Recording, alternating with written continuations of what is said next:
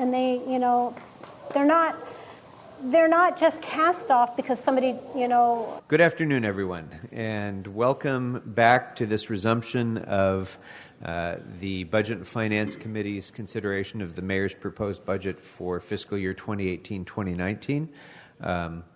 I'm Paul Krikorian, and I'm joined by all of my colleagues, Mr. Bonin, Mr. Kretz, Mr. Englander, and Mr. Blumenfield, and we're ready to begin what hopefully will be the final day of hearings, of this hearing. This has been a really thorough and comprehensive process, as it always is, so thank you, colleagues, for the work that we've done so far. We've conducted over 30 hours of hearings in this particular hearing. We've heard presentations and been able to question over 30 city departments and agencies. We've heard from our civilian labor partners, and we've considered 165 budget memos containing crucial information regarding the changes that the mayor, regarding changes to the mayor's proposed budget. Notably, 165 out of 165 of those budget memos came in on time as well, which has never happened in the history of this committee. So again, kudos to our memo staff and all of the departmental and CAO staff for working so diligently on that. We'll begin today with public comment on the budget. And for those who are visiting us for the first time today, this is a special meeting of the committee, so we won't be taking general public comment. We'll only be I will assume that all of the cards you've completed are to speak about the budget, and that's all the comment that we'll be taking. So, and you'll have 1 minute to speak. I'll try to get through all of these cards, and then we'll hear from the CLA. So our first speaker will be Mickey Jackson, followed by Megan Ortiz, followed by Elsa Moy, followed by Yuhuan Chen.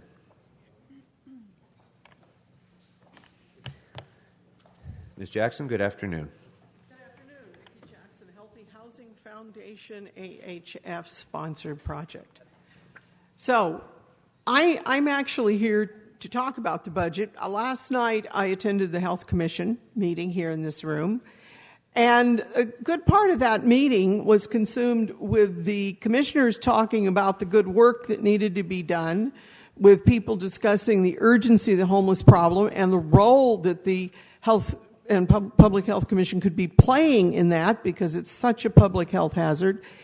And the rest of it was the Public Health Commission lamenting that they have one part-time intern, no staff, no budget, and therefore cannot do a series of reports and other things which they desperately need to do, and their frustration that the City Council has not even allowed them to present a year-old report they did. I would ask you to budget for them, give them a budget, treat them like you do the other commissions, and embrace and ask them for their input on public health and homelessness. Thank you. Our next speaker is Megan Ortiz, followed by Elsa Moy, followed by Yuhuan Chen. Hi, how are you? Thank you for hearing me today. I'm the Executive Director of the Institute of Popular Education of Southern California. We operate 4 out of the 7 Los Angeles City Day Labor Centers. So I'm here actually to say thank you and support the proposed additional monies to the day labor program under the Economic Development Department. This would be the first time in over 6 years that the day labor program would have any increase, since it used to be pass-through money that came from the federal government. This is going to make sure that we can continue to help hundreds of day laborers connect with thousands of jobs a year. It's also important to note that these day labor centers are not just employment resources, they're also resources for the community at large, providing health support, also providing homeless and housing support to a worker population that is incredibly vulnerable at this moment. So thank you. We support the additional funding. Thank you very much. Our next speaker is Elsa Moy, followed by Yuhuan Chen, followed by Ileana Wachtel. Hello, good afternoon. My name is Elsa Moy, Financial Advisor of Quest Capital. I would like to ask the Budget and Finance Step right up to the mic, please, ma'am. Step right up, speak right into it. There we go. Okay, sorry. Okay, I would like to ask the Budget and Finance Committee to propose to the City Council and the Mayor to invest some money instead of all the bonds, since the revenue has been less than the city adopted budget.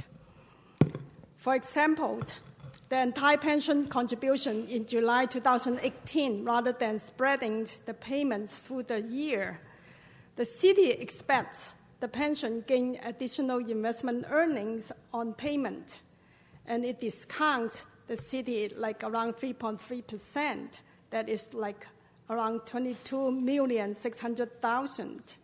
So my saying is, so that the city can invest some of the revenue. Thank you. Thank you. Our next speaker is Yuhuan Chen, followed by Ileana Wachtel, followed by Deborah Bloom. Good afternoon. Good afternoon. My name is Yuhuan Chen. I'm Senior Manager of Urban Forestry Policy with Tree People.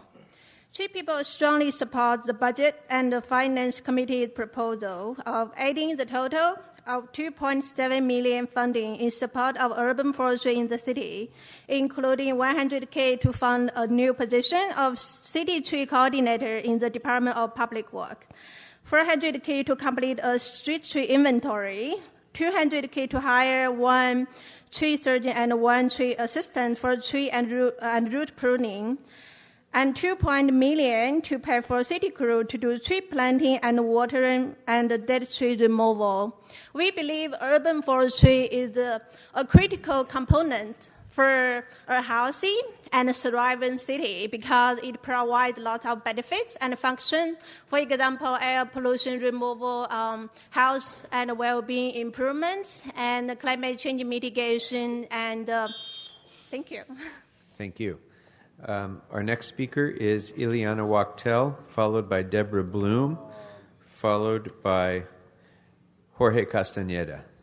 Hi, good afternoon. Good afternoon. Ilana Wachtel with the Coalition to Preserve LA, and we're urging the budget to include funds, double the amount of funds now allocated to the Urban Forest Division from $19 million to a whopping $40 million, which would actually really put the department in good stead and have enough funds to do everything they need to do, including hiring enough services, equipment, and a head of a department that has a PhD. Other cities around the country use 1% of their budget. We currently use 0.25% of our budget to fund the Urban Tree Forest Division. It's time now to get that inventory done, to get an urban master plan done, urban forest master plan done, and with these funds we could really do that in record time. We're updating. Thank you. Thank you very much. Our next speaker is Deborah Bloom, followed by Jorge Castaneda, followed by Joanne D'Antonio. Good afternoon. I'm Deborah Bloom with Tree People. I'd like to talk to you actually about the future for the urban forestry budget. As you mentioned earlier, Councilman Krikorian, the urban forestry management plan is really a needed step, and many others of you mentioned this as well, to guide us on our urban forest vision as well as our management plan. The likely cost of this is probably going to be upwards of $3.5 million, and that's just a guess. And that should not and actually cannot all come from CAL FIRE, which I know we're applying for other grants right now. Trees are city infrastructure, just like roads, just like our pipelines, and the city needs to invest in our management plans as such. The audit, the first step of our urban forestry management plan, is going to be completed in December. Then we need to have inventories completed. So now is the time to plan on how we're going to fund this. San Francisco created a set-aside. I'm looking to all of you on this dais to think about how we're going to fund our vision and plan. Thank you. Our next speaker is Jorge Castaneda, followed by Joanne D'Antonio, followed by Susan Hunter. Good afternoon. Good afternoon. Jorge Castaneda with the Coalition to Preserve LA. Tree in lieu fee, quote-unquote, in lieu fee programs can work, but they can only work if the city in question has a robust urban forest department equipped with up-to-date canopy assessments and sound science. Los Angeles at this moment does not have that. True environmental leaders like Seattle, Sacramento, and San Francisco allocate 1% of their budget towards preserving, regenerating their tree canopies. Los Angeles currently allocates only 1/4%. That's not enough. Environmental experts across the nation recommend a 40% tree canopy for healthy cities. Los Angeles has an alarmingly hazardous tree canopy at 15%. Today, we urge this committee to increase the Urban Forestry Division's budget from $20 million to at least $40 million. Healthy Cities budget up to $90 million. Thank you. Thank you. Our next speaker is Joanne D'Antonio, followed by Susan Hunter, followed by Jill Stewart. I'm Joanne D'Antonio. I serve on the Urban Forestry Master Plan Working Group, representing neighborhood councils and the Neighborhood Council Sustainability Alliance Trees Committee. LA is the only major city in the United States without an urban forestry management plan. To get this, a prerequisite is a proper tree inventory. The cost may be $2 million to assess the health of a tree, the species, the size, and the canopy. Navigate LA does not do this. LIDAR is not enough. It's not adequate for a full inventory. The county is doing an inventory now. We can too.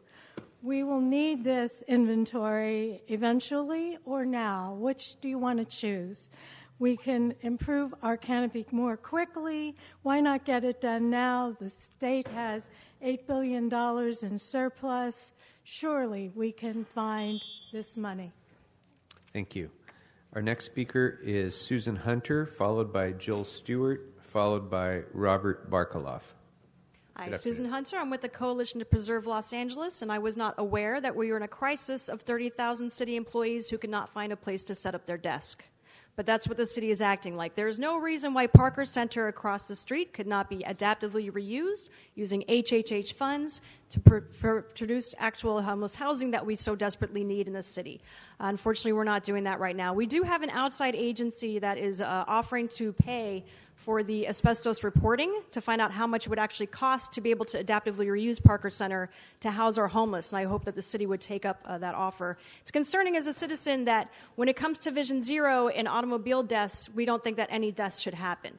But when it comes to our homeless, when it comes to private development, and when it comes to tree loss and heat island effect death, then apparently human lives are expendable, and I hope that we can budget into our city to protect all of our citizens equally. Thank you for your time. Thank you. Our next speaker is Jill Stewart, followed by Robert Barkaloff, followed by Joel Flores. Thank you, Chairman Krikorian. Jill Stewart, Coalition to Preserve LA. Thank you very much, Mr. Krikorian, for taking an interest in the Urban Forestry Division and the need for really reform of this tiny, demoralized, and fiscally devastated division that should be under its own department, not under street services. We're asking that you take a look at what we have looked at, which is the amount that cities spend on their urban forestry, because it does fight the heat island effect, and by the year 2050, studies show that 1,000 to 1,500 people will die every year in Los Angeles from the heat island effect caused by too much paving and killing of our trees. This is a budget issue in that by simply doubling the budget, and we know there's some slosh in this budget this year, by doubling the budget to $40 million instead of $20 million, you can turn the department around and get it out from under street services and hire a PhD arborist, which we are desperately in need of. Other cities are well ahead of us. Thank you. Thank you. Our next speaker is Robert Barkaloff, followed by Joel Flores, followed by Josie Zarate. And as of right now, that's my last card. So anybody else wishing to speak, bring a card up right away, because we're going to go right into the CLA's report otherwise. Mr. Barkaloff, good afternoon. Yes. I'm asking that, I'm Robert Barkaloff from the Eastside Nature Alliance, and I want to point out that the tree canopy is, in Los Angeles, it's a socioeconomic status issue. In poor neighborhoods and certain neighborhoods, that tree canopy, that 15% tree canopy that we have, which is already horribly deficient, is significantly less. In areas like East Los Angeles, we have major freeway interchanges, many more cars, and we have the fewest trees. Without the right budget for our forestry department, we're going to ensure that we continue with this socioeconomic disparity with regard to the trees will continue. And this is well, I think that's clear enough. Thank you very much. Thank you, sir. Our next speaker is Joel Flores, followed by Josie Zarate. I'm going to be translating. Buenas tardes. Pardon me, we have an official translator. One moment, please. Buenas tardes, mi nombre. Momentito, señor.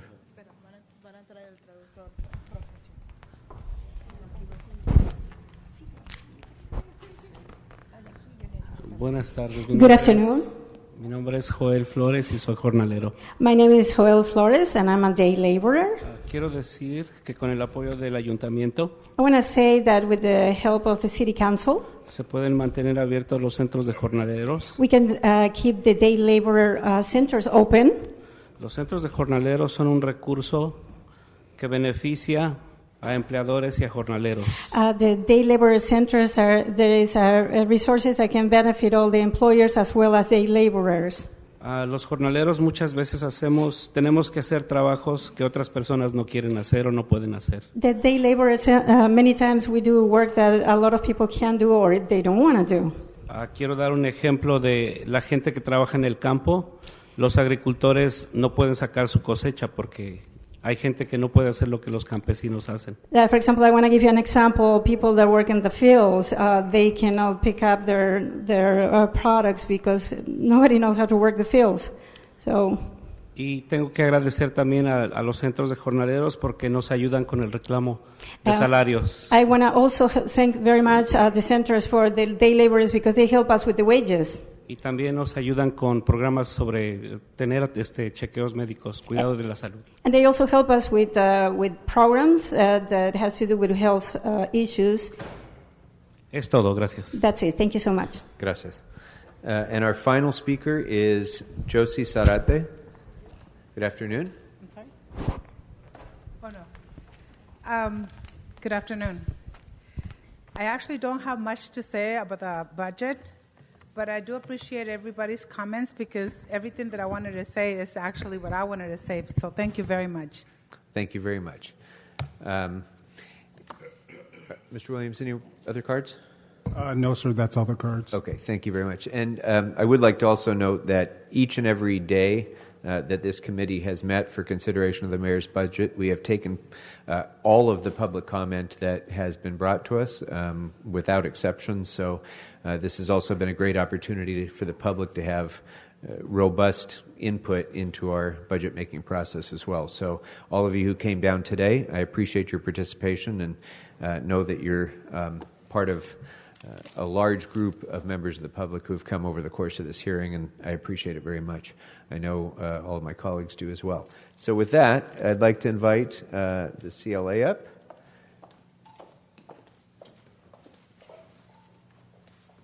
And ask that she and her team present their recommendations that have been carefully put together after listening to all of the 30 hours of hearing that we've conducted, members, and consideration of 165 budget impact memos that we've considered. The CLA has taken that input, compiled that into a series of recommendations, which I'd like her to go ahead and present on now. Thank you, Mr. Chair. Good afternoon. Yes, so the CLA report before you identifies our recommendations relating to the proposed budget. We believe that it addresses the priorities articulated by your committee, which focus primarily on homelessness, jobs programs, urban forestry, technology, and risk management. We've attempted to balance these recommendations while recognizing there are a number of budgetary concerns that we have that can alter the fiscal landscape. These include fee revenues that have not been approved, ballot measures, pending policy changes as well on some of our revenue matters.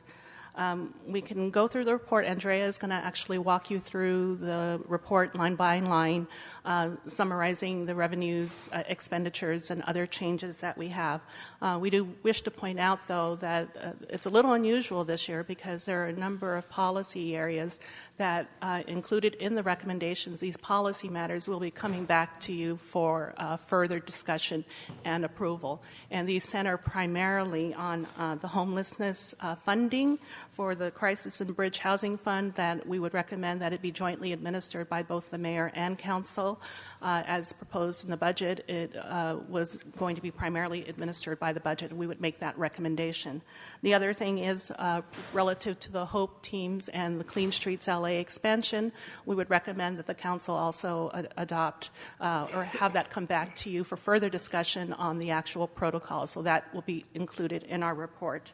And in addition, the issue of urban forestry and the $2 million that was recommended by this committee, that is another policy matter that will be coming back to you.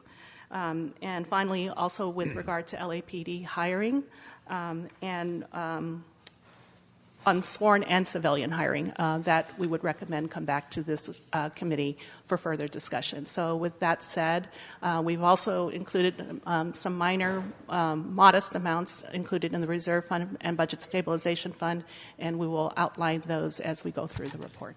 Great, thank you. And before you begin, Ms. Galvin, members, you'll recall that when we're in council, what we usually do in presenting the CLA's report is we go page by page and call matters special on a page-by-page basis. We will do that in council. But for today, what I'd ask is, I'm sure as the CLA is making presentation, there will be questions that we'll have or proposed changes that we'd like to recommend. What I'd like to do is have them finish their presentation, and then we will collectively offer whatever amendments we'd like to make.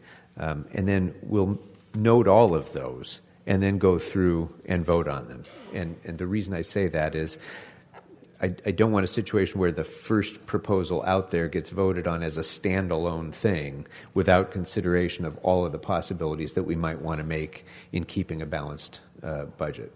I don't want this to be like ballot box budgeting or something where you're given a yes or no choice instead of comparing it to all of the suggestions we may have.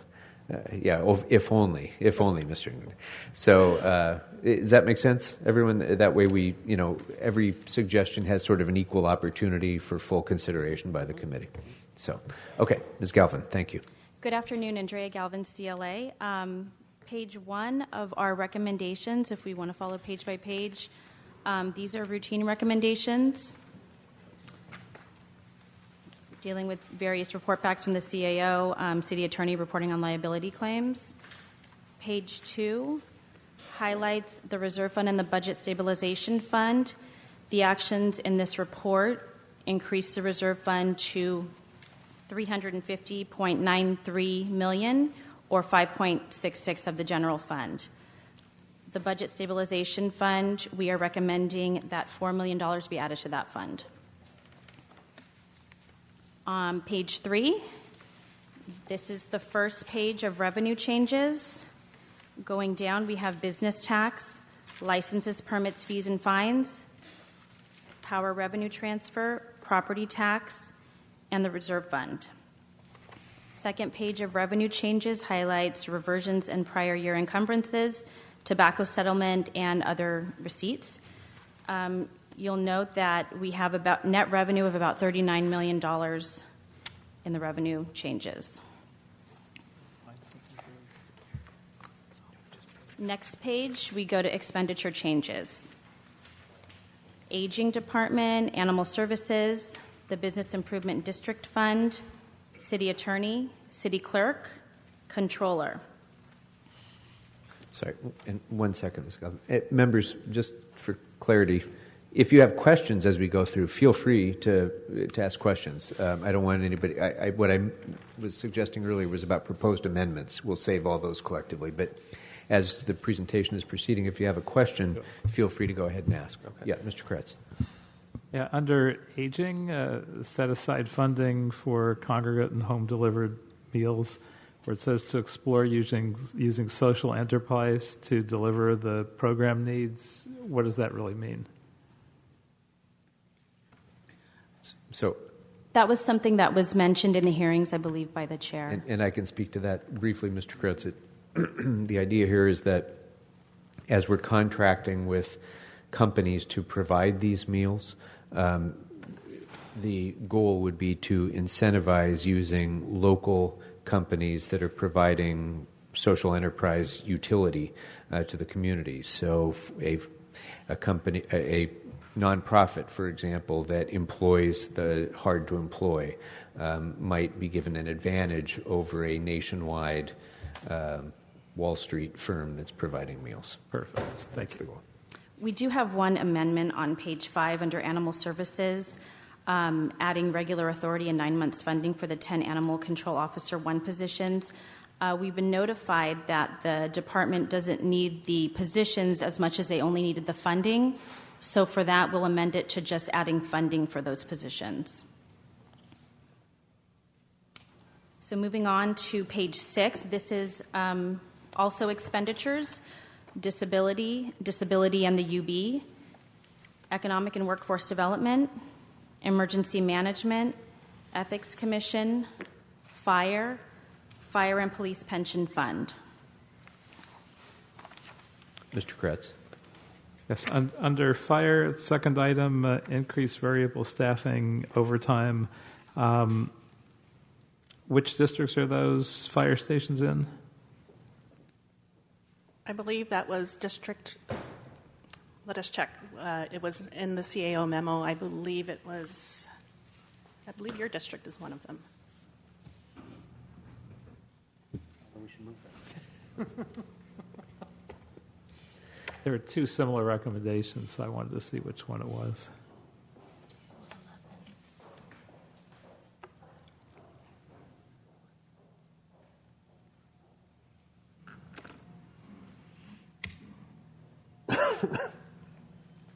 We'll find in a moment. If Andrea can continue, we'll come back to that. That's fine. Okay, moving on to page 7, continuing with expenditures, we have general city purposes and the Bureau of Sanitation, housing and community investment, including the consolidated plan. This continues on page 8 with HSID. Going down, we have HSID and LASA, the Human Resources Benefits Fund, Information Technology Agency, and the UB. Did you find it? LASA, EWDD, and the Department of Aging. And if I can interrupt, Mr. Koretz, those ambulances are deployed to council districts 5, 11, and 12. Okay, thank you. Now at page 9, still under expenditures, we have neighborhood empowerment and the UB, personnel in the UB, planning, police, and the Board of Public Works. Question? Mr. Kretz and Mr. Englander. Under police, add resolution for 15 property officers. Are those going to be civilian positions or sworn positions? They'll be civilian. Great. Thank you. Mr. Englander? Just on the police, on clarity for maintaining sworn officers, I think we'll have some clarification language coming in so we can have that discussion rather than just making a note of it now. Thank you. Okay, moving on to page 10. Board of Public Works and the UB, BOE, City Attorney, and ITA, Sanitation, and Public Works, Street Services. Page 11, Street Services and the UB, Recreation and Parks, Transportation, the UB, and that includes, if you see the bottom line, add funding to the reserve for mid-year adjustments. We recommend adding $6 million. That's it for expenditures. Moving on to other changes, which are offset by either savings or special funds. We have cannabis regulation, city attorney, EWDD, fire, GCP, and ITA, GCP personnel and the UB, Housing and Community Investment, and Police Department. Page 13. Hold on. Mr. Kretz. Sure. Just want to ask under general city purposes on the 151,000 set aside in the UB, if we could also have that referred to personnel as well. Yes.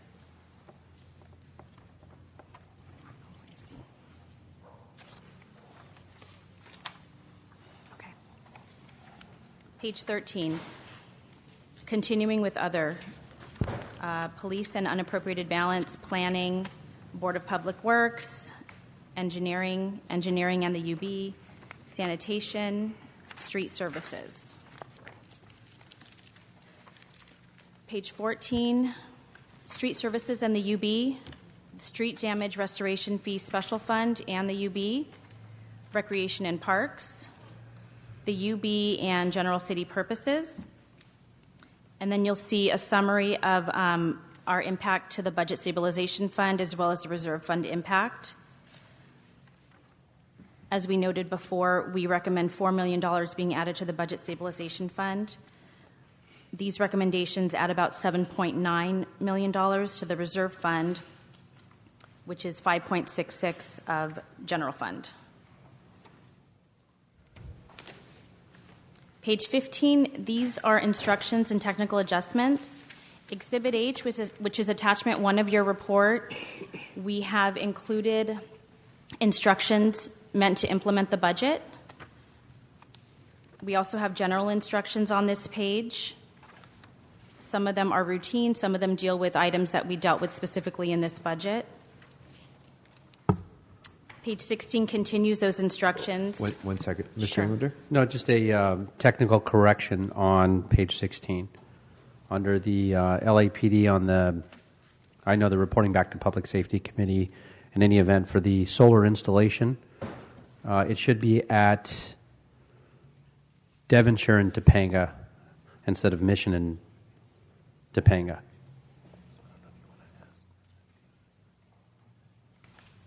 Oh, in the third sub-bullet of the first bullet there. Correct. Yeah, okay. So that should read, Devonshire instead of Devonshire and Topanga? Devonshire and Topanga, correct. Okay. Thank you. Page 17, these are technical adjustments. Some of these recommendations amend the proposed budget that have no general fund impact, though. And some of these are also adding positions without funding. So if we go through those, this is Code Enforcement Trust Fund Schedule 42, Ethics Commission, Finance, Fire, Forfeited Assets Trust Fund, and Supplemental Law Enforcement Services Fund, General Services. On another addition on number 17 under the Forfeited Asset Trust Fund, if we can add and possibly black and whites and report back on that to public safety. Councilman, I believe that the funds are already allocated, that this correction is actually to correct the schedule because there was a shortage of funds within the forfeited assets. And the TASER contract was already funded with this funding, and so it was short. And so that is why it was necessary to make an amendment so that police department actually had sufficient funds to purchase the TASER contract. There isn't any additional funding available. I see. Okay, thank you for the clarification. Okay, thank you. Mr. Kretz. Thank you, Mr. Chair. Under General Services, upgrading one Senior Management Analyst to a Senior Management Analyst 2, subject to review by the CAO. Why the review by the CAO? Councilman, so pay grade advancements are always subject to the review and approval of the CAO. Typically, when we add higher pay grades, we always indicate that it should be reviewed by the CAO. So that is not anything unusual. Any pay grade advancement is required to go before the CAO's office. And the departments are required to indicate what type of work that the employee is doing to ensure that it is qualified at the upper level. Right. Thank you. Okay, moving on to page 18. This is a continuation of technical adjustments. We have ITA, BOE, sanitation, street services, street lighting, and the unappropriated balance. Page 19. On 18? Yeah, Mr. Bloomfield. Just maybe this is the right place, I'm not sure to discuss it, but the sanitation asked us about, they had requested a couple of authorities, a Division 1 manager, Solid Resources Manager 2, an Assistant Division Manager, Solid Resources Manager 1, and a Wastewater Collection Supervisor. And I guess they still think that that's important. Is there a downside to doing that as part of our direction to do that authority without any funding? Or is that too specific? Which division was that one for? The Livability Environmental Quality Program under sanitation. I'm sorry, did you say livability? The fourth bullet. Well, which specific, because we did add a number of positions requested by sanitation. There were a couple items that were included in their letter that this committee actually did not approve. So I'm just trying to determine which one you are referring to, for which division. Okay, what the list I have says Division 1 Manager, Solid Resources Manager 2, which the Livability Environmental Quality Program. Is that? We'll look it up. Why don't we move on? I'll get you the exact page number of where we're looking at. Okay. Thank you. Okay, and page 19. These are various instructions correcting some omissions from the proposed budget. Mr. Inland. Just the last bullet on that page, if we can just add, it says subject to City Council approval. We can put subject to first going to the Public Safety Committee and then City Council approval. Okay. Mr. Kretz? Yes.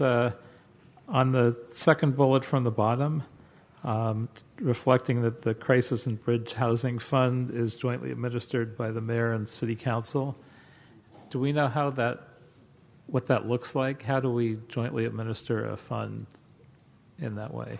So in the general city purposes budget, there are a number of allocations that are made and administered by certain departments. It's designated departments. And typically when it's jointly designated, it requires the approval of that department. In this particular instance, since this is a program of major citywide concern, we thought it was important that both the mayor and council jointly administer those monies.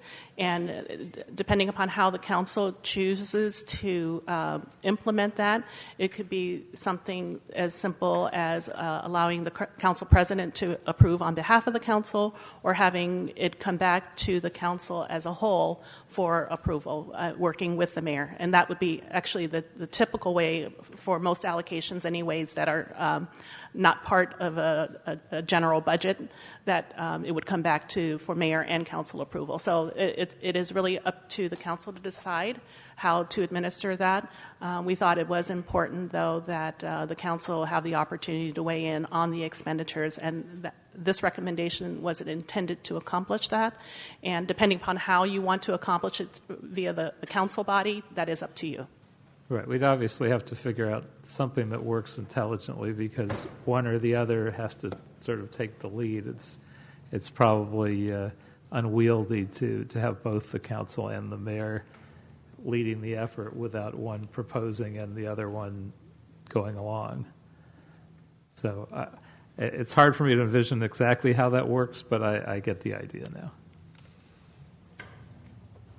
So moving on to attachment 1, these are what we recommend be included in Exhibit H. These are implementing instructions and ordinance changes. Attachment 2 are the requested reports and special studies. Some of these came through our Budget and Finance Committee hearings. Others came on Memo Day during that hearing. Did you want to go through these page by page as well, or did you want to just let us know what you have questions on? Yeah, no, I don't think that's really necessary, since all of these are going to be deferred for further action. But members, as you see this, if despite our memo filtration process, you see things that are not accurately stating what was intended, you can just refer that to the CLA, and we can make the appropriate change before it goes to council, I think. And then the Yeah, final. Mr. Kretz. Sure. I wouldn't say they're inaccurate, but under 39 and 43, I would just ask that those also be referred to Personnel and Animal Welfare Committee. Very well. Thank you. And also items 60 and 63, which cover workers' compensation, if those could also be referred to Personnel and Animal Welfare as well. Absolutely. And then our final attachment is the Fleet Vehicle and Equipment Replacement Program. This has been amended. We've just reflected those changes. That's it. Okay. So I think now that we've seen the trees, I'd like to take one step back and see the forest. We spent 30 hours discussing priorities in this hearing, and we came up with scores, maybe hundreds of different suggestions for additions, deletions, changes, further information, and so on. We then boiled that list down to what we considered to be our highest priorities, which we called A-list priorities. So I think for the sake of our colleagues who are not on the committee, and for the sake of the departments and the public who want other things funded, for example, can you contextualize where we are with these proposals in meeting even the committee's highest level priorities? Sure. So in our tabulation, and these are approximate numbers, last week when the committee met, the A priorities totaled about $60 million. $60 million additional dollars beyond the mayor's proposed budget. That is correct, sir.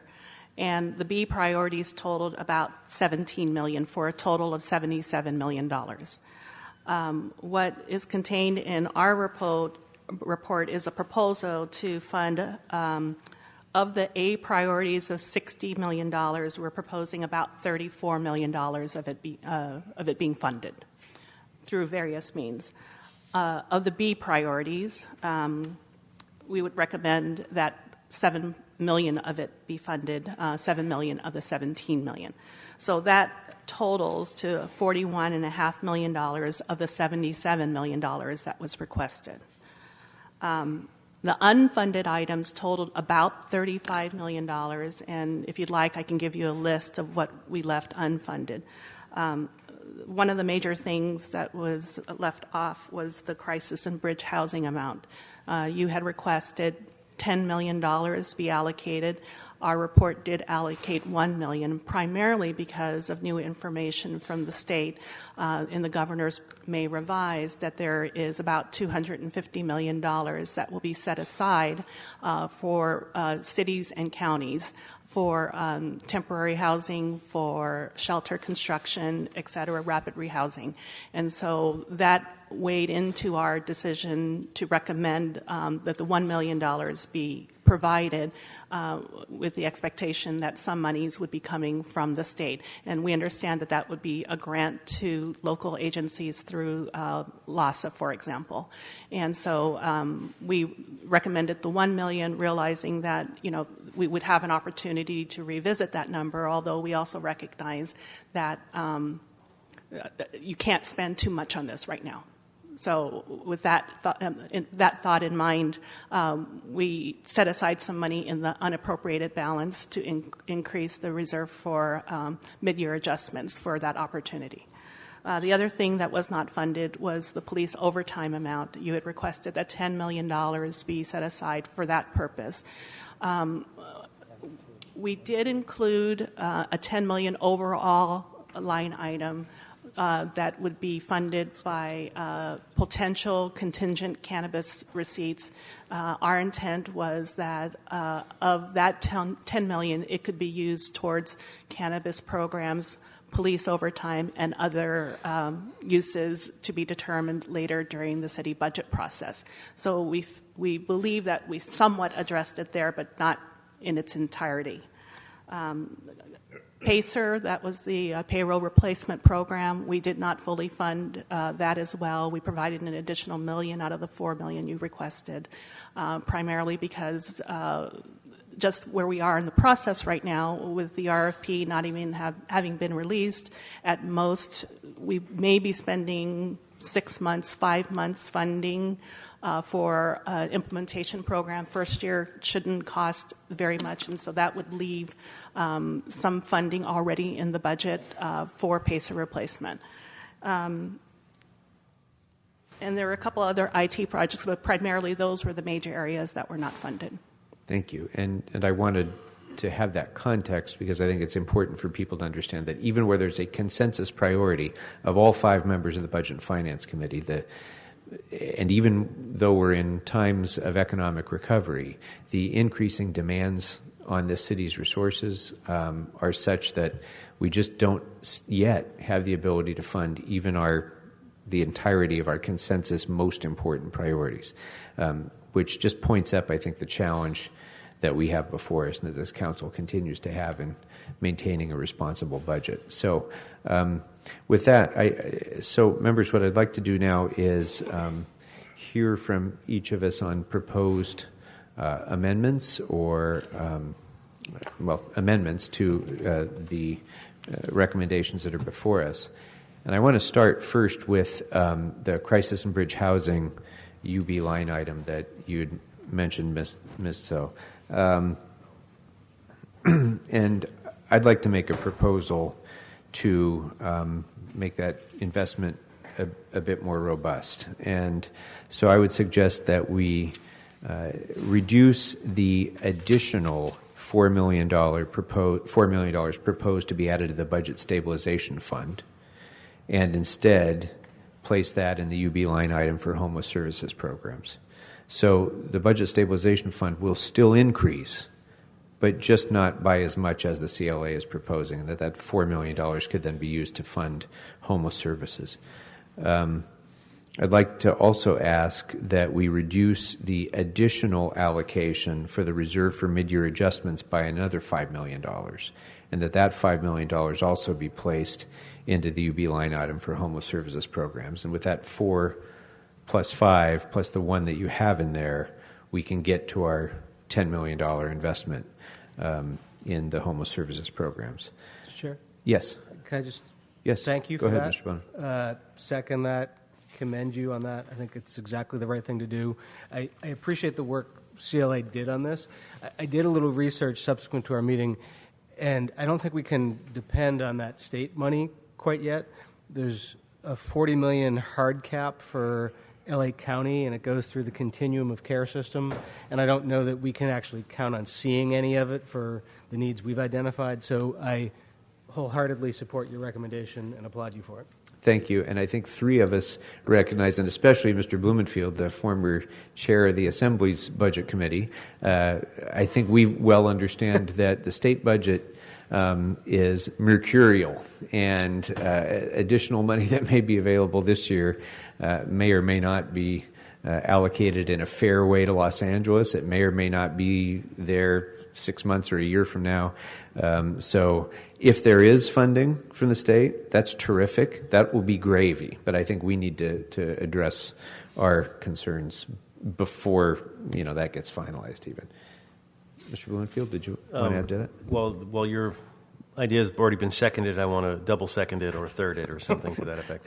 And I also want to propose what I hope to be a friendly amendment to it, which is, and Mr. Buscaino sent a memo to all of us about the line item about establishing a pilot program that would employ homeless individuals proactively to clear litter from our streets.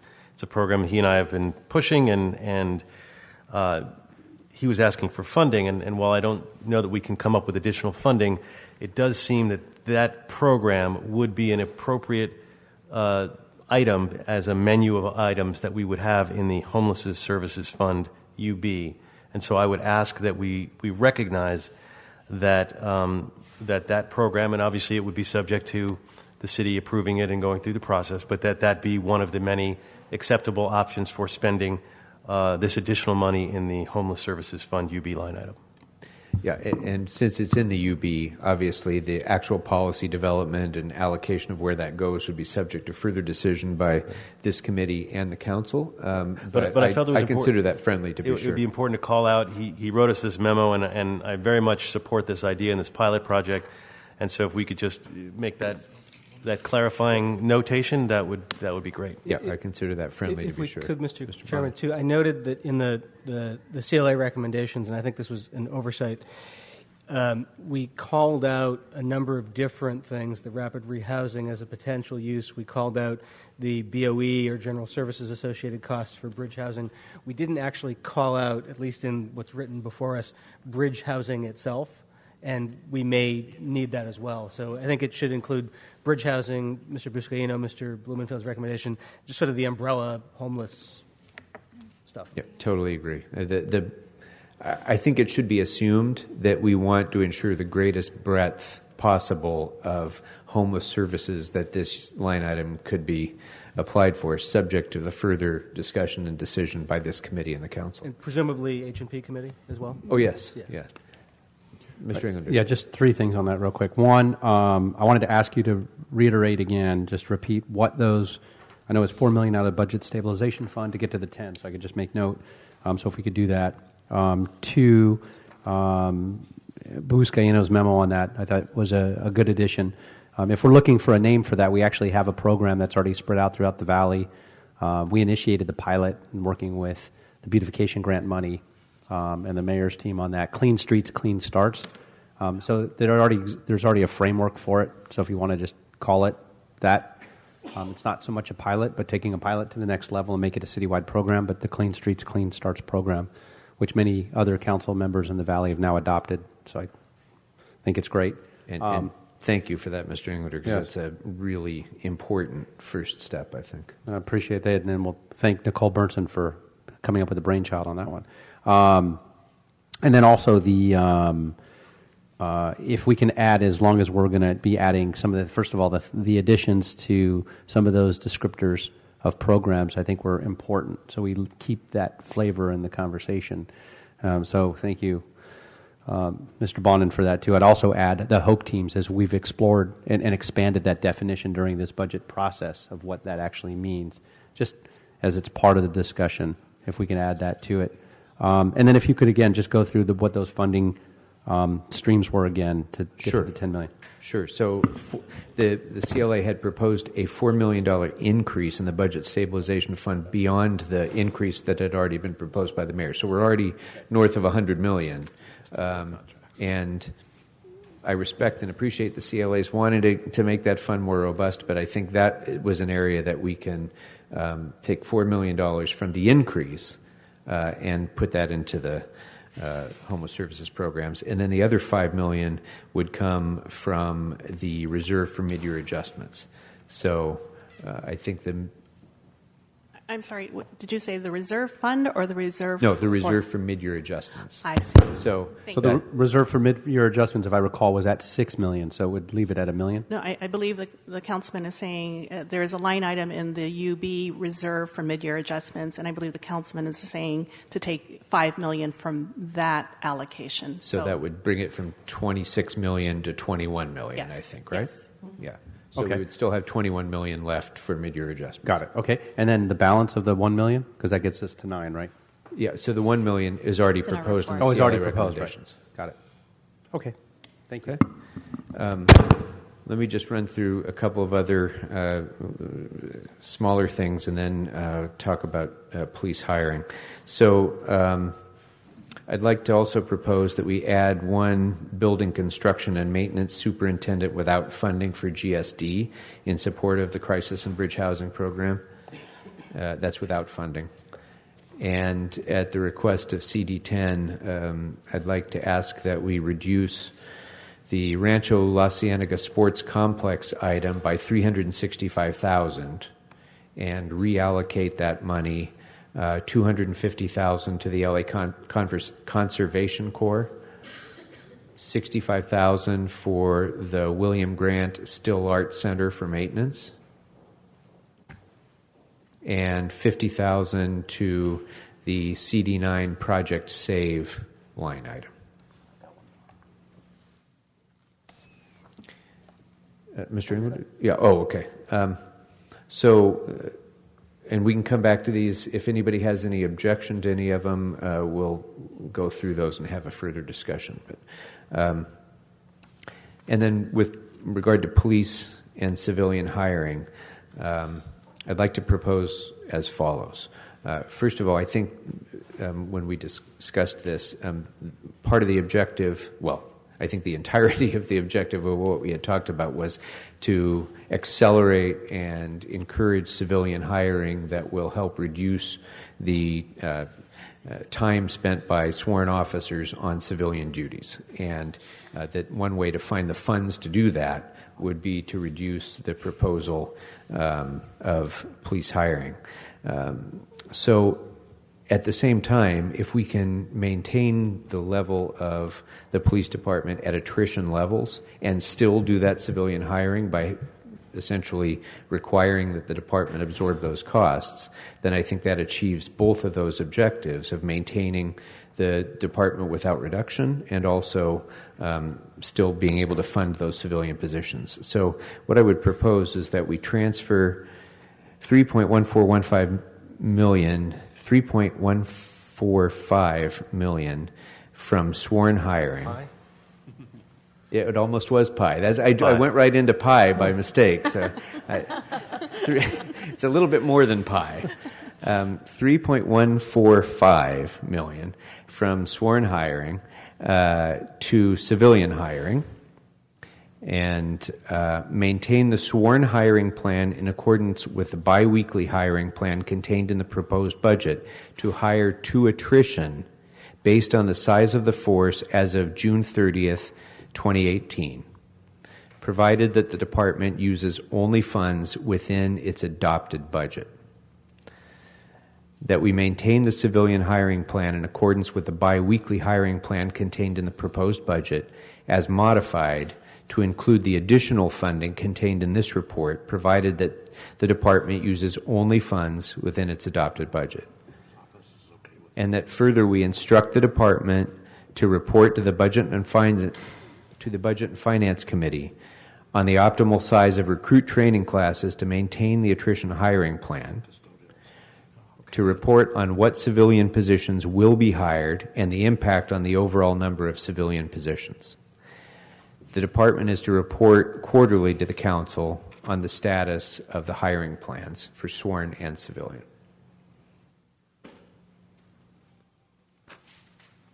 And that's all I got. So, Mr. Kretz. Yeah, let's see. A couple of things. One, I think it's a miss that we didn't fully fund the Spay and Neuter fund. And so I would... or are we just talking about that one item? Or are we not? So...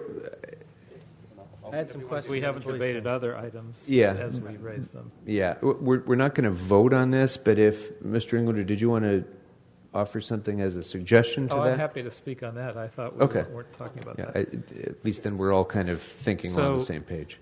My concern, the way it's stated, is that we maintain the police force at a little bit over 10,000 by going to attrition.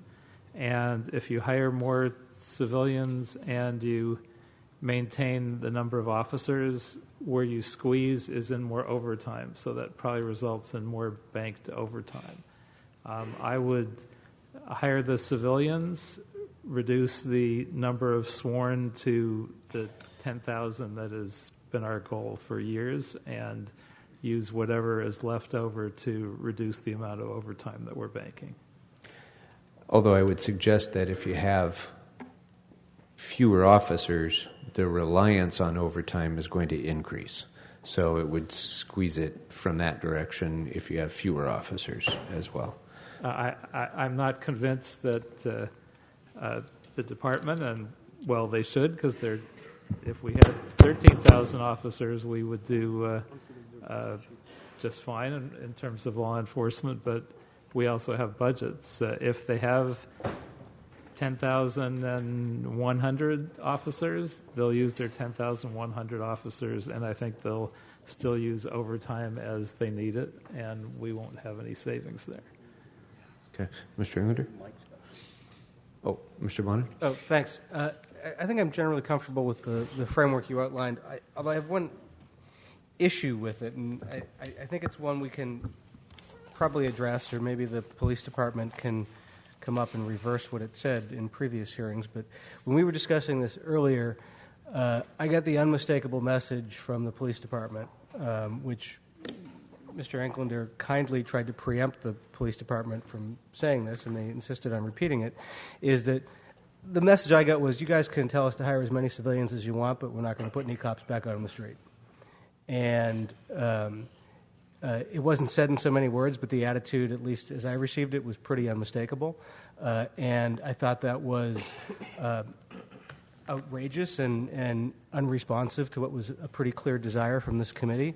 And I'd want to know that we're giving some direction to the department, or expecting a level of accountability that to the degree that they get to determine which civilian positions to hire, unless there's a justifiable, an imperative that they can make justifiably to us to hire for civilian positions that don't put another cop out on the street, that they hire civilian positions that put more cops out on the street. Because otherwise, we're, I think, engaged in an exercise in futility.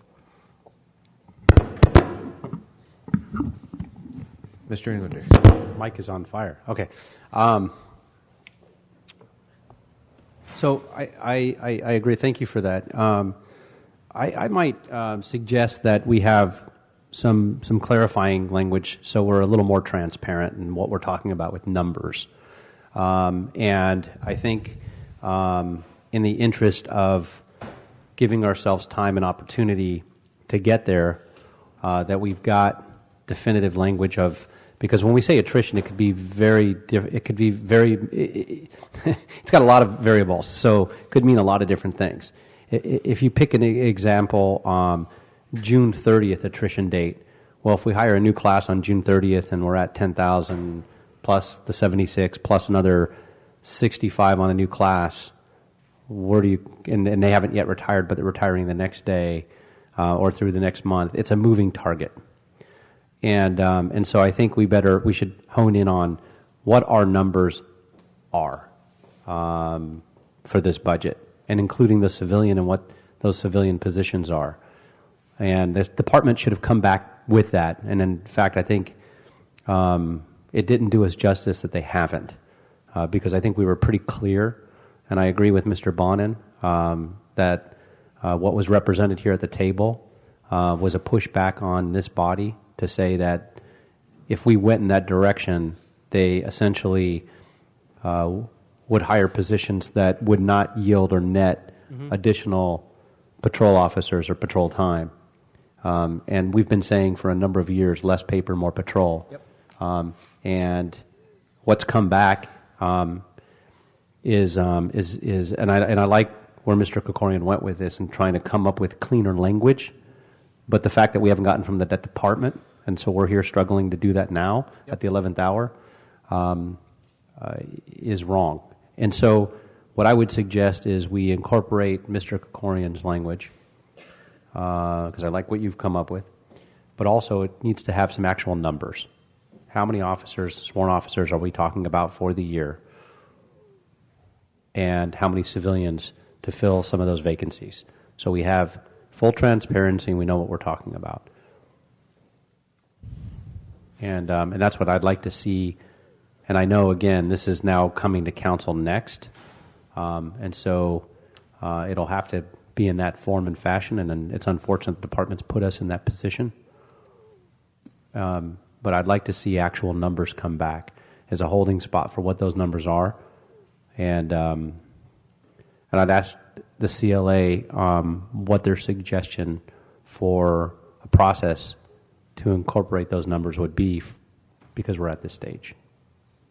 And to be clear, that would be primarily on the civilian side, because no, they're getting an extra $3 million.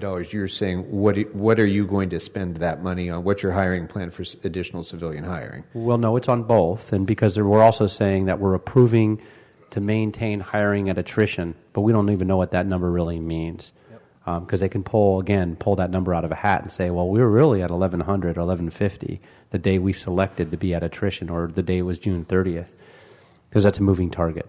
So I would suggest that we either come up with an authorized number, which we've always done in the past. We've had an authorized number, which is not to dip below or not to exceed, and we're not doing that in this case. So we either come up with an authorized number, or we agree on what sort of that attrition is going to be, and or micromanage the department, since they didn't come back to the table with clarity, and have their hiring classes, as we used to do, come back to committee for approval under the council.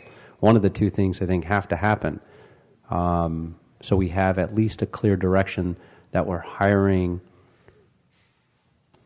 and we're starting to bring back many of these vacancies in the support staff. For every nth officer, we need support staff. And so I think we need that. So I'm asking the CLA, what would be your suggestion? So, Councilman, I don't think that even if we had another 3 weeks, we would be able to give you a number to hold the department to, only because what you're attempting to get at is actually what their starting number is on July 1. And we won't know that until close to July 1. As a suggestion, what we might be able to do is, in accordance with the chair's recommendation, I think that probably gives enough guidance for now, and then the actual number can come back to council sometime during June for modification. This budget doesn't go into effect until July 1 anyways. Right. And so if you want more of a real number to include, that could come back probably when we have more information, when we have a better idea as far as what their actual attrition is, what their actual hiring is in the current academies, because they still have a couple academies to hire for the current year. Right. So as we get closer to the end of this fiscal year, we might have a better idea of what that actual hiring plan could look like for both the civilian and sworn. So I would encourage you, if that is your intent,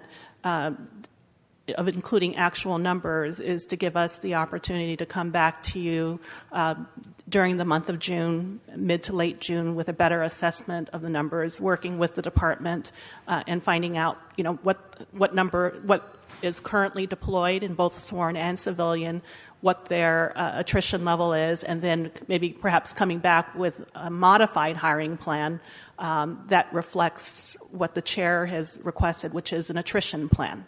So whatever it is to maintain attrition, that we would come back with a plan to do that with regard to sworn. So if they start the year with 10,000, then you work for a hiring plan that maintains 10,000. If they have 10,050, then you come up with hiring to maintain that 10,050, unless it's modified by you. So, for purposes of the budget itself, the council makes a clear statement that we're hiring to attrition and only to attrition, and that there's $3 million plus more that is to be spent on civilian hiring. And then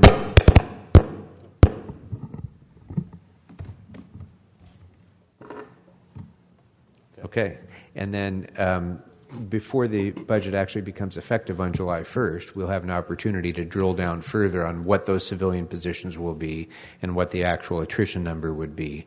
And we can make modifications as necessary before the budget goes into effect. And we're asking that the department we're instructing that the department make regular reports back on both of those hiring, the progress on both of those hiring plans as it is as well. So we'd have an opportunity before the budget to make any necessary modifications, and then to have the reports back to allow check-ins as we go through. As I said, I'm comfortable with your language. What I'm looking for is a slight modification, perhaps, where rather than the department reporting back on what that actual hiring plan is for this body to approve that hiring plan.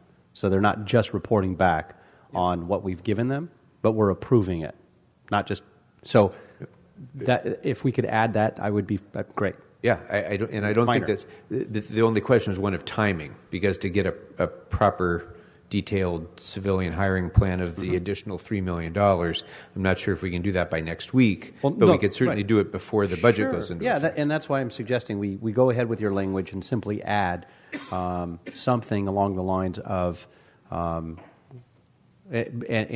further approving a hiring plan set forth both by sworn and civilians by this body.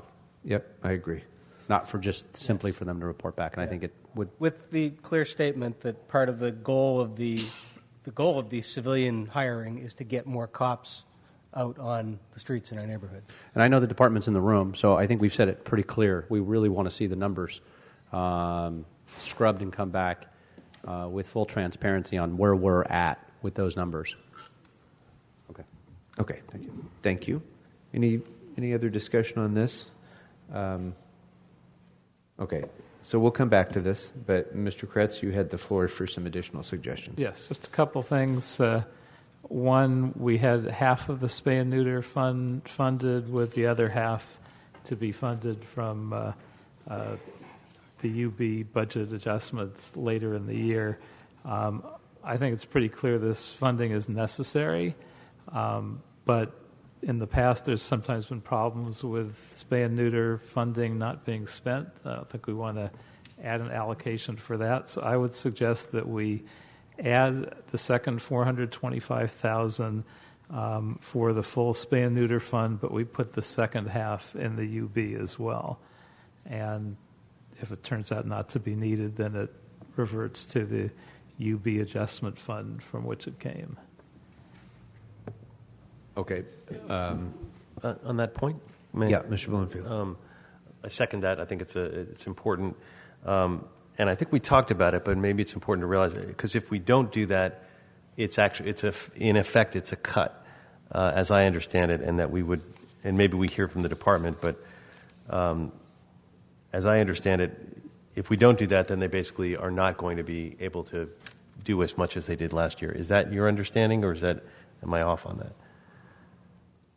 I believe that is what the department reported, but we didn't have an opportunity to go back and compare the actual numbers of spay and neuter surgeries that were done last year versus what's anticipated for next year. So we didn't have an opportunity to do that. When this committee took up the matter, we were focusing pretty much on the A and B priorities, and so it did end up on the B priority list. And so most of the effort that we spent most of our time on the A priority items. Okay, and actually I think that's where there was also confusion, because we started off on the A, B, and then we voted as a group to put the whole thing on the A. So it was a little bit of confusion all around. But anyway, as far as conceptually, I support the motion. So, and just to be clear, any motions that members want to present to increase funding on something really need to have, along with them, a source for that funding, or else our budget will be out of balance. Our recommendations will be out of balance. And my recommendation for that is also to remove that from the budget adjustment fund.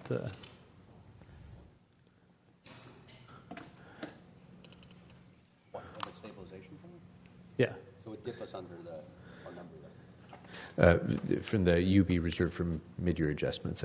Yes. So, yeah. How much was it? Sorry. $425,000. Okay. And the only other change I would make is I'll look for the wording for this at the top of page 14 under Public Works, Street Services, where it talks about the tree trimming contractual services and putting them into the unappropriated balance, et cetera. What I want to do is do the same thing with the GSD custodial contracts, which I think was $5 million. I think the circumstance is exactly the same. We want to report back on hiring plan using targeted local hire to the greatest extent possible, and look at the possible savings from elimination of contract oversight costs, et cetera. Okay. I'm sorry, what page of the recommendations is that, Mr. Kretz? Do you have it? Well, the exact GST. wording is at the top of page 14, although it's under a different item. Oh, I see. But I would essentially want to do the same thing that we did with the tree trimming contractual services for the GSD custodial contracts. Okay.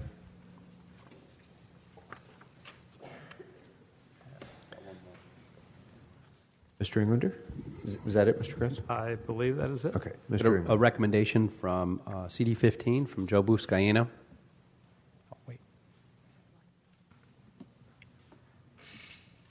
Okay. Yeah. Recommendation. That's okay. When you're ready. A recommendation from a request from Joe Buscaino that we program $250,000 for the NLC, the National League of Cities conference that we're hosting. I believe we're on the hook for it's about $1.5 million. The balance from that $250 will be raised privately by CD15 and some of the city partners, but it could be offset by contingent revenue should those become available.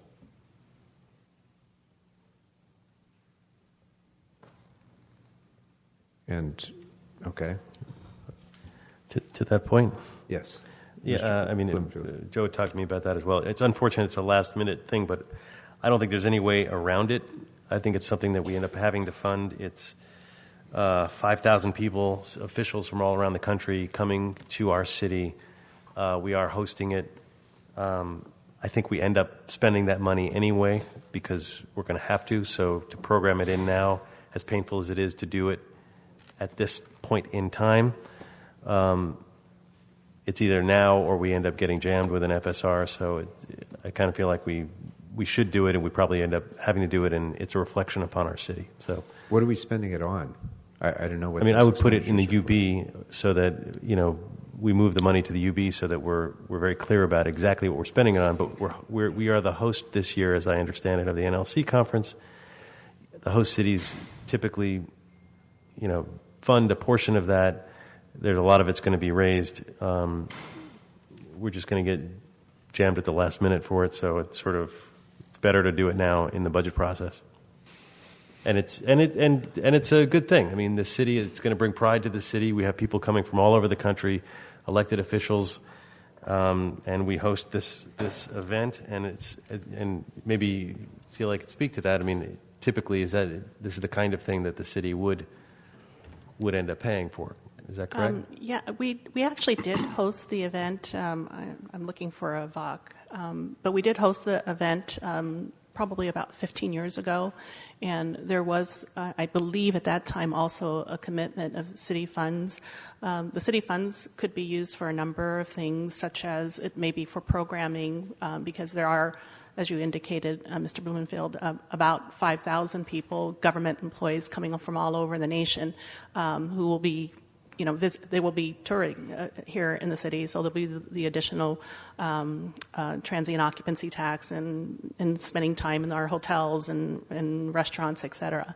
So it's primarily for programming. I believe the Visitors Bureau is assisting on the effort as well. And so the complete budget, I believe, is being worked on, but there is, for the host city, a commitment of $1.5 million in expenditures that could be also for city costs as well, whether it be for any other types of services that may be required of the city. So, okay. Anything else? Just members? a question on that. I mean, it is what it is, but when we agreed to be the host city, did we commit contractually to pay these costs? Or did we agree to do it, and now we're finding out about the costs when it's too late to do anything about it? From my understanding, they were pretty transparent about the costs. They were pretty upfront about. Were they transparent in this around the horseshoe? Again, that $1.5 million, and to raise it was transparent.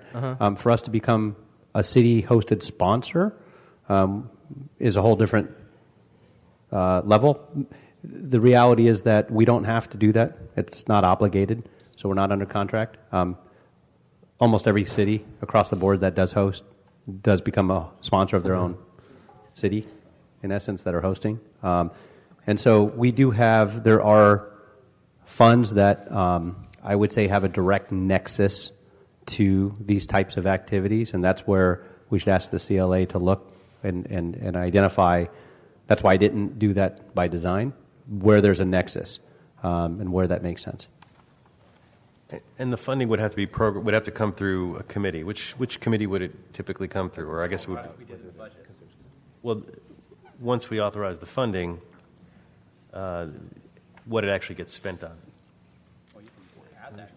So depending upon where you put the funding, if you put it in the GCP, it would not come to any committee. You would be authorizing somebody to expend the money. If you're putting it in the unappropriated balance, then conceivably it will come back through the Budget and Finance Committee, because all things in the UB go through Budget and Finance. And in terms of the budget, that actually could come to probably the Tourism Committee. Okay. Thank you. Okay. Members, any other recommendations? Just one more. Yeah, Mr. Kretz. More a question than a recommendation. We've been talking about the emergency, the urban forestry management plan. I'm wondering if that is budgeted for anywhere, if it needs to be called out, or if it's just to be done within the department's existing resources.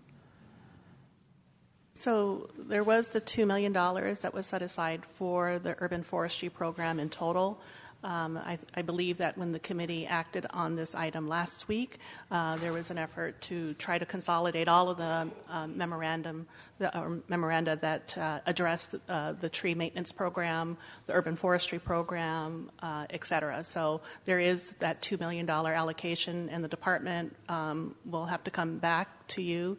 It also relates to the tree trimming contracts as well. So the intent was all of that would come back to you separately. And I believe it's written up in the $2 million addition line item in our report.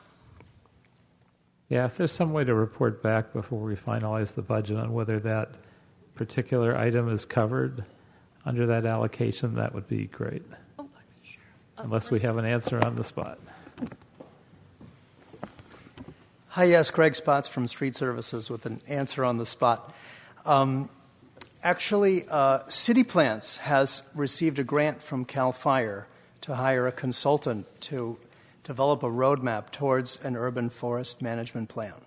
And that consultant has been engaged, and they are delivering a report in December.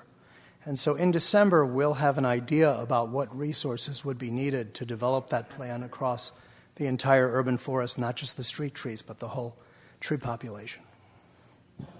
And would the implementation be funded as part of that $2 million, or would that be something that would have to be funded either mid-year or in the next fiscal year's budget?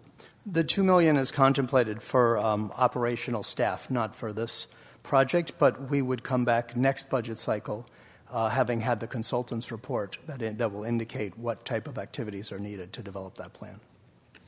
Thank you.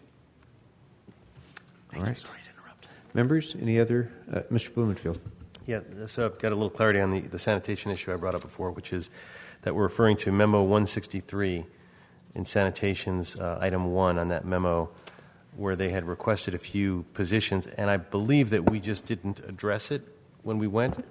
I don't know that we made a conscious decision not to. If you look at page 18, I do have, there was a typo.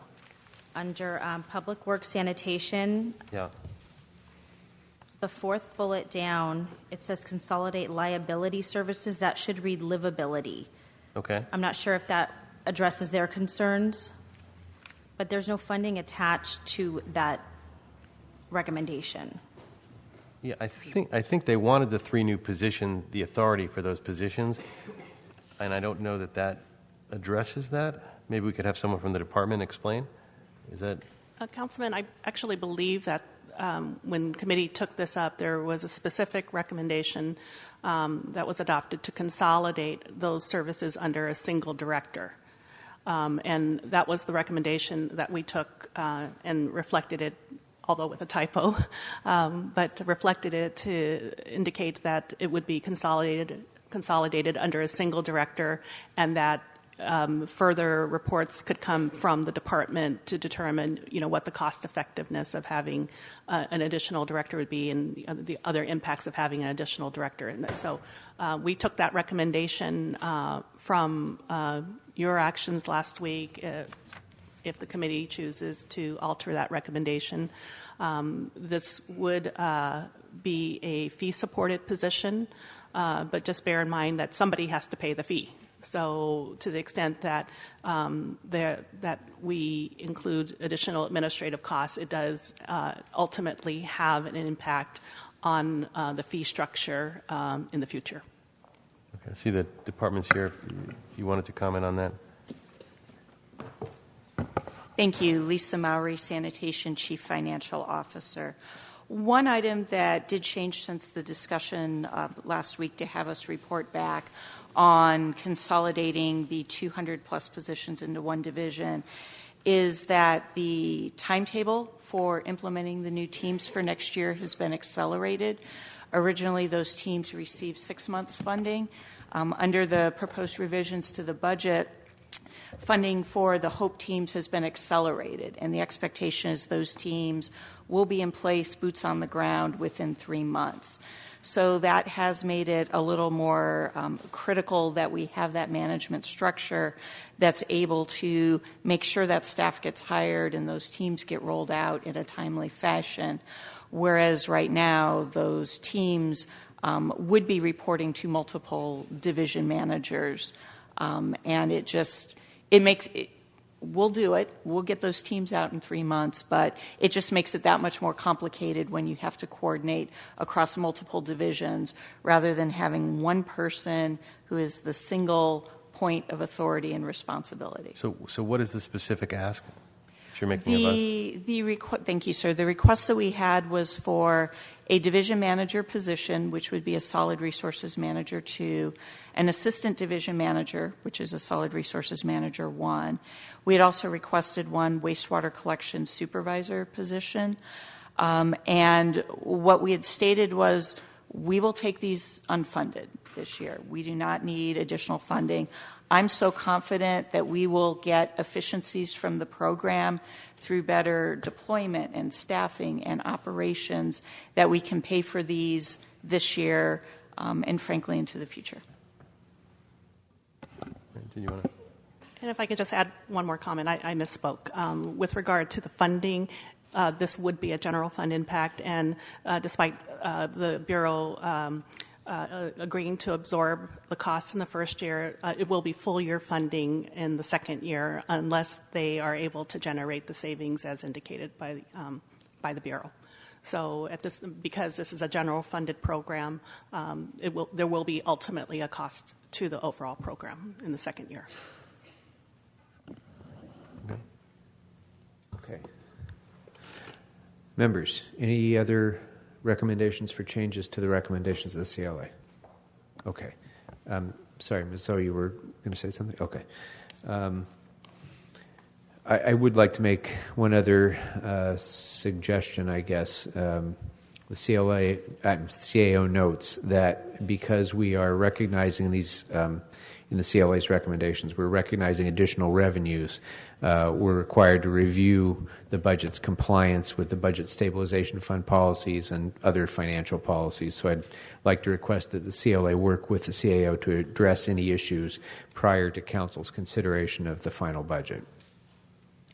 So, members, were there any of the recommendations that we suggested and discussed about that anybody would like to discuss further, or does anyone have an objection to any of them, or can we take them as a group? Mr. Blumenfield. Yeah, I don't know if I was clear because we just listened to that, but I Sure. do want to recommend that we approve the positions without funding that were just asked for by sanitation. Okay. Thank you.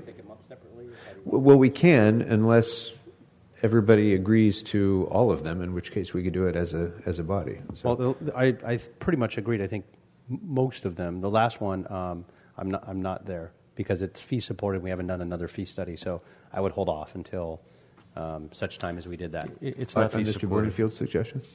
Oh, it's not fee supported. No, it was very clear. It will, as the CLA pointed out, like any time we do an unfunded position, if it gets baked into the budget the next year, it has a general fund impact on the following year. But like any other unfunded position, if we approve this without funding, and the department stated that they would fund it through the efficiencies that it would create, it theoretically would be cost neutral, and we certainly would be in this budget not appropriating any money for it. Yeah, except in the future year, we'd have to be eliminating it then if we didn't. Unless the positions are RAs. Right, unless, right. So. But, I mean, if the We positions make were resolution RA. authorities, Yeah. then we wouldn't have that issue. Make them RAs. To see and then if they genuinely are able to save the money that they claim, then next year it'll be a no-brainer for us. Does that make sense to you, Mr. Makes sense to Bloomfield?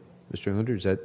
Hear from CLA. Okay. So even a resolution authority, let's say for a moment, I'm not sure how many assistant bureau directors the bureau has. I don't know whether it's 7 or 8 or 9, but whatever that number is, by adding another one, even if you provide a resolution authority, and this will be true with any department, that even if you provide a resolution authority position and that position is ultimately eliminated from the budget, it's got to go somewhere. Otherwise you incur a layoff. So so a resolution authority does have a cost to it as well. Yes, you can eliminate that authority, and if the Bureau can absorb it into another position, if you decide to eliminate it in the future, then yes, there is no harm, no foul. But if you decide to eliminate it and all of them are filled, then there will be an impact of some sort. Either you may have to create a substitute position to avoid a layoff, for example. And we could always revisit that during the year, right? Yes. Okay, because I know we did already, and these were your recommendations based on the discussion, so, right, okay. And real quick, 2 points. One, just to make sure clarification, we're all on the same page. We're not asking for an assistant director position, which is an AGM. We're asking for a division manager, which is one level below that. I'd also like to bring up that in our original budget request, accompanying this was a offset package. We have already cut out of the budget enough to fund this.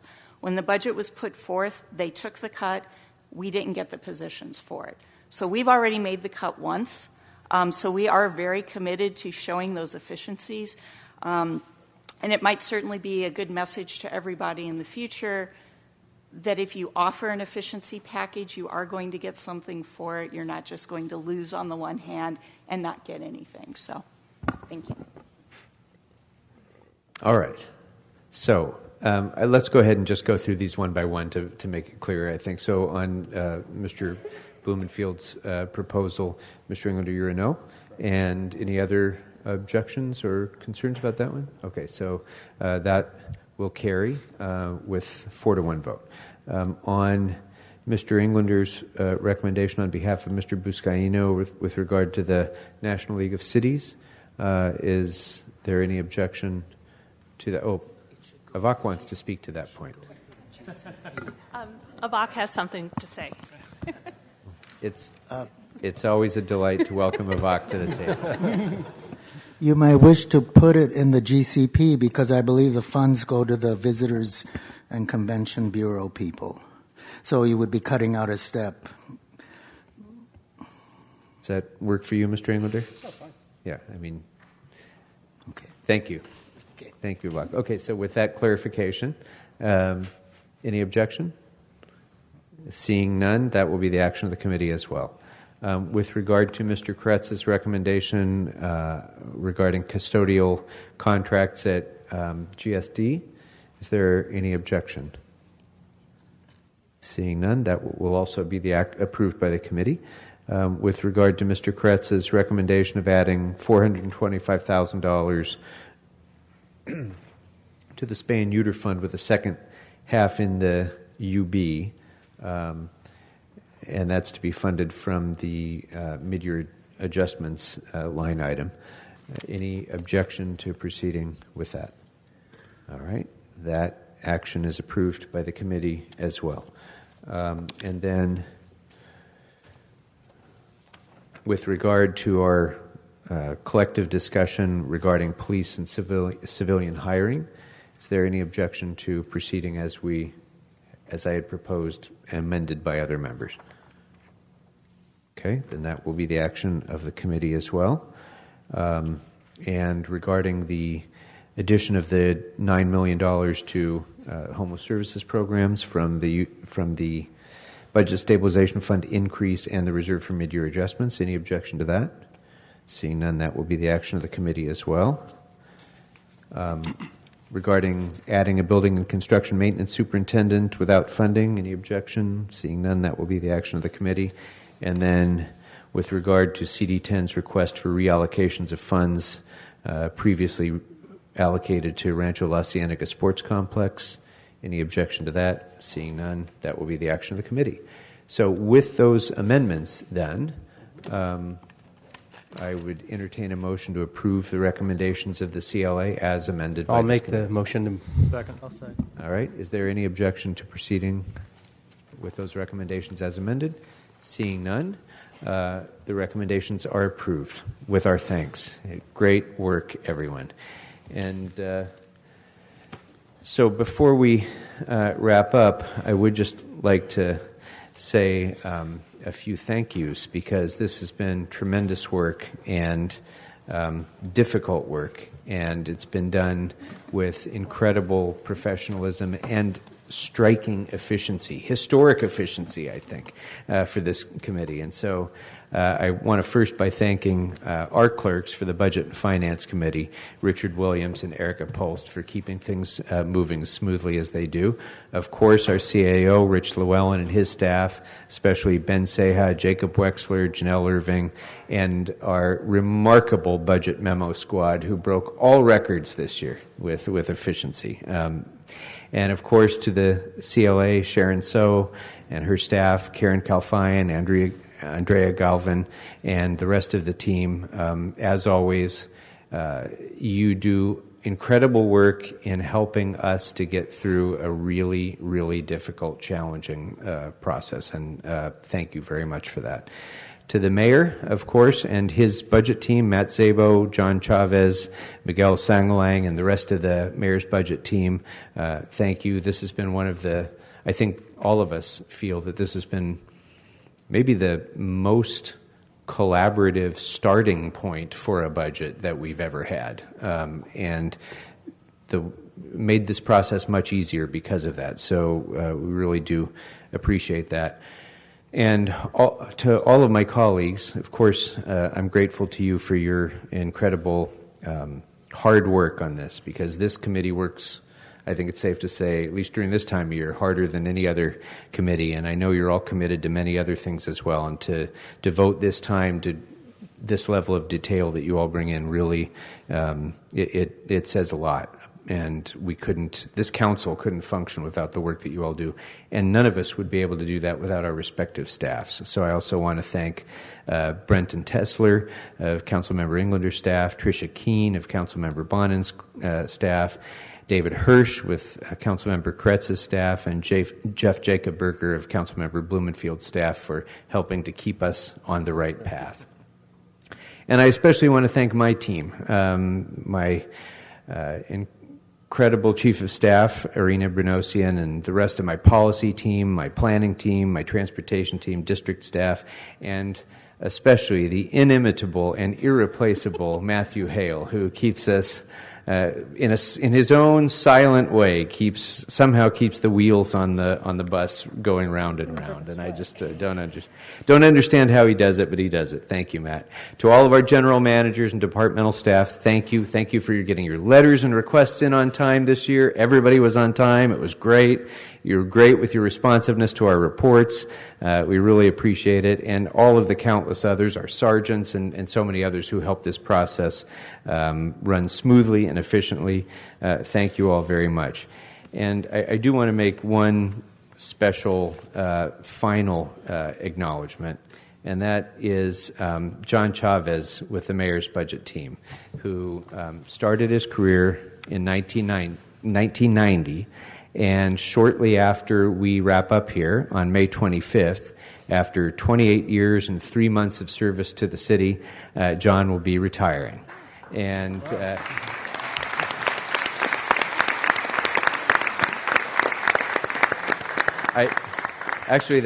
the applause was a little mistimed. We didn't want to applaud the fact that he was retiring. I do want to take a moment to recognize John's service to the Community Development Department, where in 2001 he was named director of CDD's LA Bridges program. He worked at the CAO's office from 2007 to 2011, including overseeing Fig Plaza and LAPD administration building projects, monumentally huge projects. Later handling the Bureau of Street Services budget, no easy task, as we all recognize every single year. He was assistant GM of Animal Services for 4 years, and then has served at the mayor's office, part of the budget team in 2015, with the clerk's office in 2016, and then 2017 and this year as the mayor's budget director. And John, we really appreciate your work, your career, your contributions to this city. Thank you all very much, and congratulations on your retirement. And now it's appropriate to applaud for John.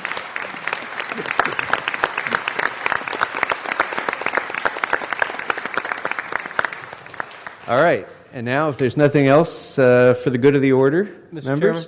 Yeah, Mr. Bonnet. Well, I think one of us was bound to say it, but we need to thank you for the way you chair this committee, the collaborative way you do it with us, with our labor partners, with everybody. I think the first time you ever spoke to me, I think when I was a council staffer, was I had been staffing Bill and budget, and I posted something on Facebook the first year you chaired this committee about what a kick-ass job you were doing, and you thanked me down by the elevator.